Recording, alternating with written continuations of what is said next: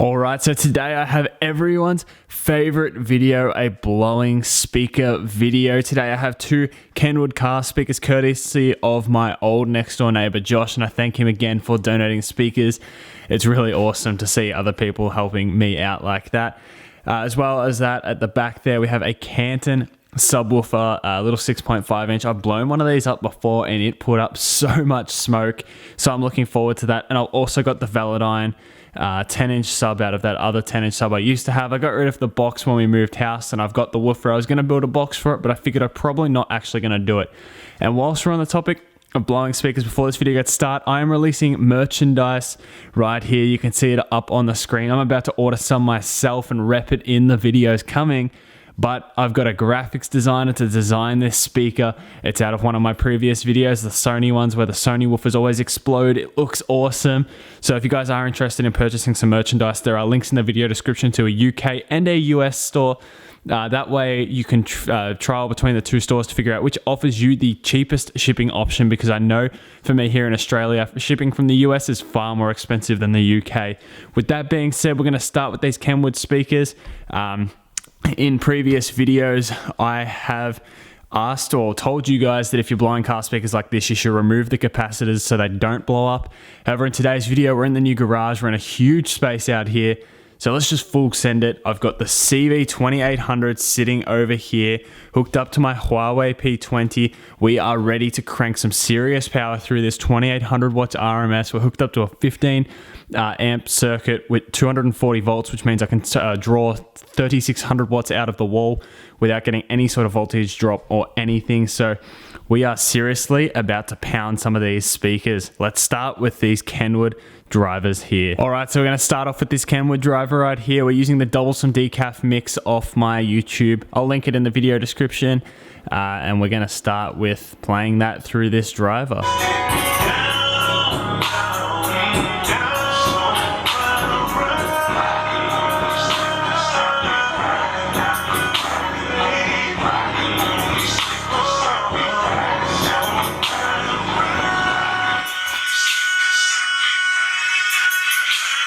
And just the tweeter is left like normal. I was going to full send it and try and blow out that tweeter, but I'm actually not feeling that daring now that I'm so close to it.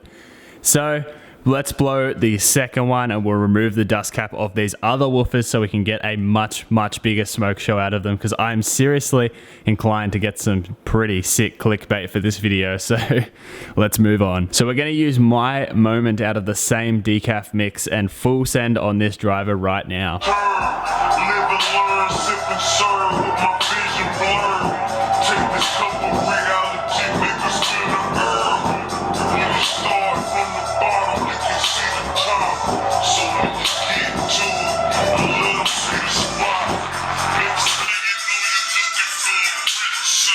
I actually saw the lights dim ever so slightly then when this driver blew out. I assume this amp is still drawing a ridiculous amount of current when it's going at that level of power. So I've just opened up the windows behind me, so I apologize for any unnecessary noises.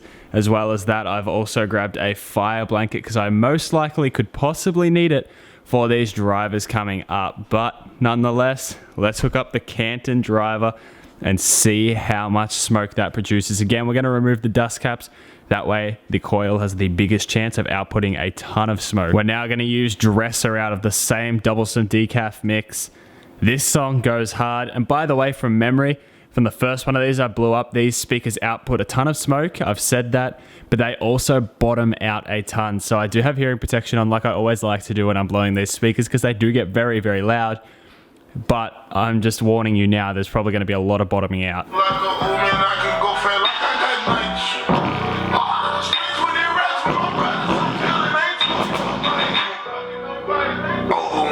Maybe not as bad as I thought. Oh, let's see if we can blow it on the lyrics. Maybe not. It's handling the power very nicely. Here we go. Here comes the drop.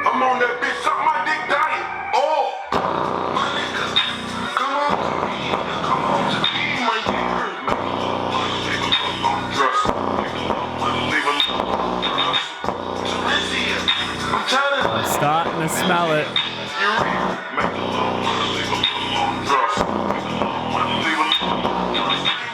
I know this song drops hard as in a second.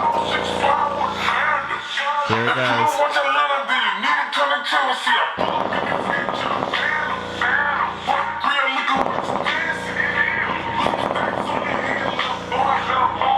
Those kick drums are just deadly. I can smell it. Oh, here it goes. Here it goes. It's puking the coil out. I'll turn my amp down really quick. That was kind of uneventful, but oh, I hope my camera picked that up. It started spitting the coil out as it was blowing up in smoke. And don't forget to buy the merch. I will just say now, before I blow this, the merchandise again is linked in the video description. I know I keep bringing it up, but depending on how well that goes, I'll be likely to bring out other merchandise. I'll take requests as to what you guys want to see on it, whether you want to see like the old Dual 18s or even just more speaker blowout designs and whatnot. So don't forget to go and purchase that in the video description links. But with that being said, we're now going to remove the dust cap off the Velodyne and hope that the CV2800 is able to get enough power through this woofer, considering I'm using no sort of preamp between my phone and the amplifier. So I am not actually getting full potential out of the amp. Nonetheless, I better stop talking because I know people will roast me in the comments. Let's take the dust cap off and blow this thing up. This actually sort of hurts me inside a little bit. This has been a very, very nice driver that I've been using, but it was replaced with my HF 8-inch studio monitor build. Again, links to that will be in the video description. Go check it out after you buy some merchandise.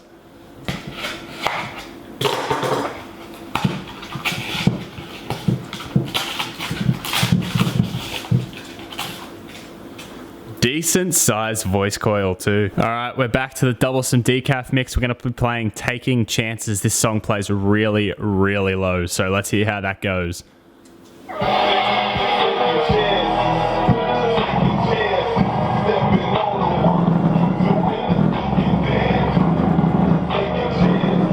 Damn, this thing is just going to hop around my bench. Instead of trying to blow it like this, I'm actually going to clamp it to the bench. That way it cannot move. All right, we can now see that the speaker is, of course, clamped to the bench. I'm hoping these are able to hold it. Let's go and turn it back up again. All right, that's working perfectly.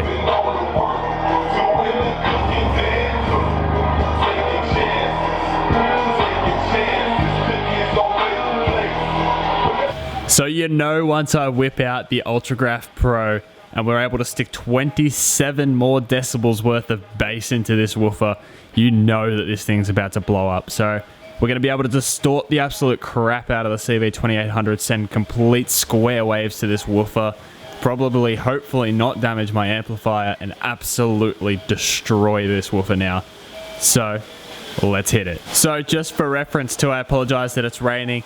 This is the same volume right now. Okay, so this is just like, this is the lowest volume it can be. You can see how much the woofer's moving. And for reference, let me push the button that turns the EQ on and I'll show you the difference.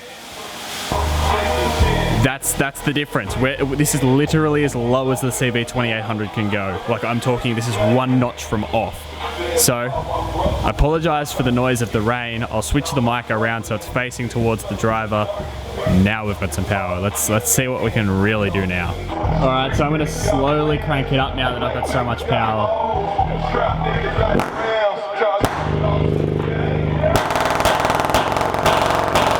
And of course, one of the leads came off. I saw the peak light came on one kick then.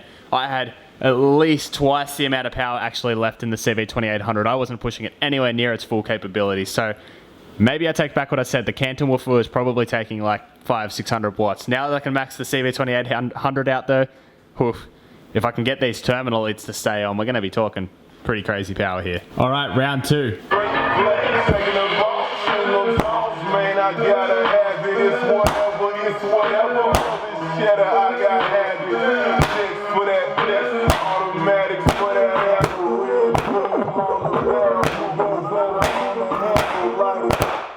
I can actually see I crunched the voice coil then, so I turned it down. The lead came off again, so I got to stick that back on, try and find a more permanent solution. But it looks like on one of those kicks, it actually damaged the coil. So I need to be really careful that I don't destroy the coil before I put it up in smoke. So you can hear now, there's a rattle. Listen to this. That's just from bottoming the coil out and destroying it. So now we're gonna try and take it a little bit slower and get some crazy smoke. I've said this 100 times, but it's been nothing but problems so far.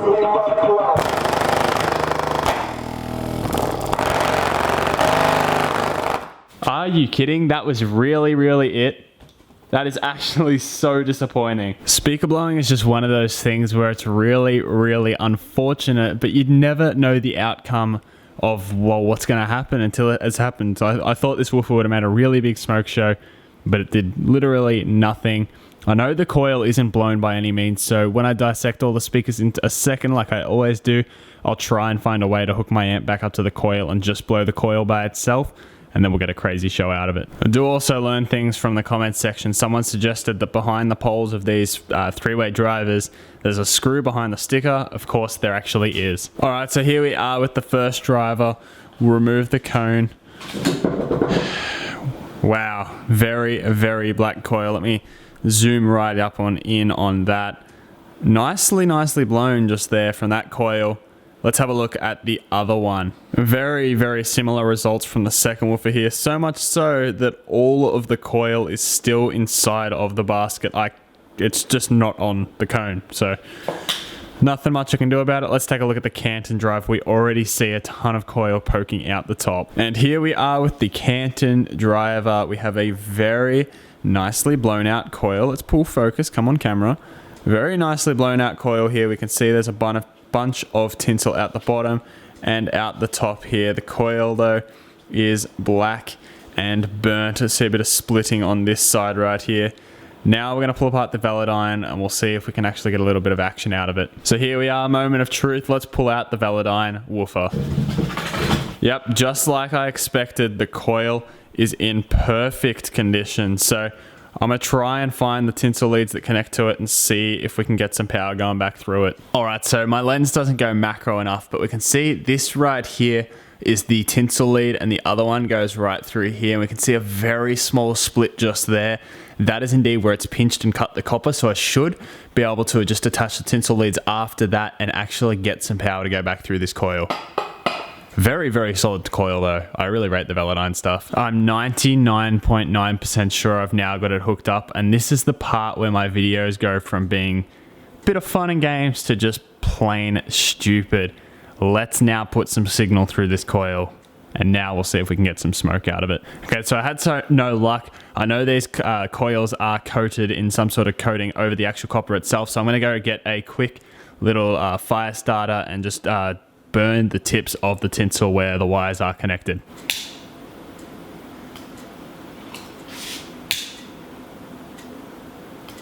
Okay, moment of truth. Does it work? Okay, you can see smoke now. Here we go. This is the sort of blowout I wanted. Whoa. Bang, look at that, flames. Let me turn my amp off. We have lots and lots of flames. I kind of hope that goes out. Come on. Now I queue up the bit where I switch to my phone camera and show you what's happening on the roof right now. Wow. It smells so bad in here. Look at the ceiling though. There is smoke everywhere.